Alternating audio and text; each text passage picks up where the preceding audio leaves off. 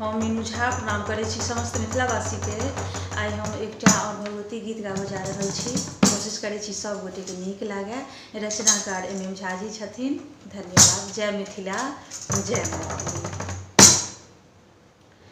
टिकली दलियौला